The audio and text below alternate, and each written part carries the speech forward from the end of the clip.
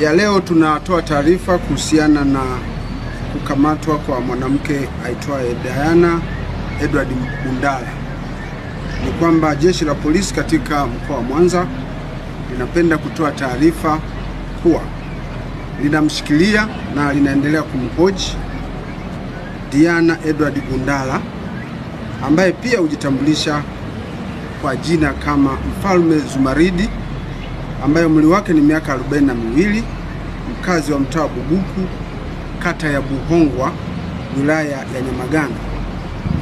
Mwanamke huyu ambaye ameyageuza makazi yake kuwa kanisa anatuhumiwa kuendesha shughuli za kidini bila usajili na kufanya mahubiri kwa waumini wake kwa sauti ya juu katika eneo hilo ambalo ni makazi ya watu na kusababisha usumbufu kwa majirani wanaoishi karibu na makazi yake hayo.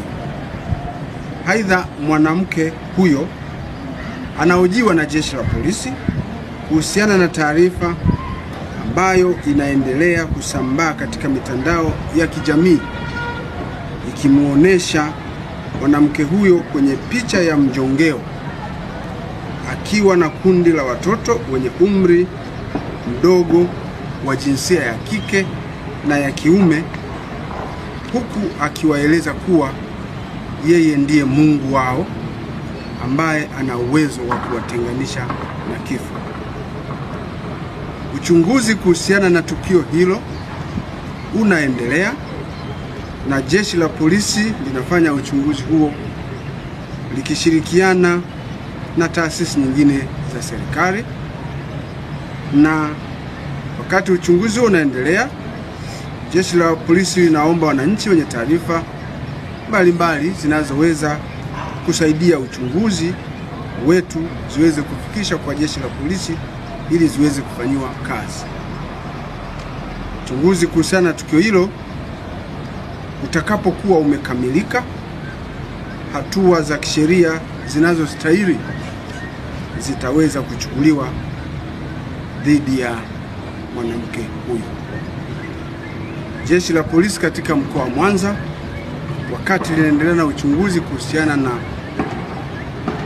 taarifa hizi, tunawaomba wananchi wawe na utulivu na kutupatia nafasi ya kuyafanyia uchunguzi haya.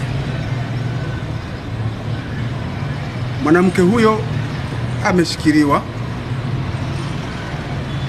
na jeshi la polisi kama ambavyo nimesema, na ataweza kupewa dhamana kama ataomba kupewa dhamana. Atawasiliana na ofisi ya upelelezi mkoa wa Mwanza ambapo taratibu za kisheria zitafuatwa, naye ataweza kupatiwa dhamana kwa mujibu wa sheria za nchi yetu.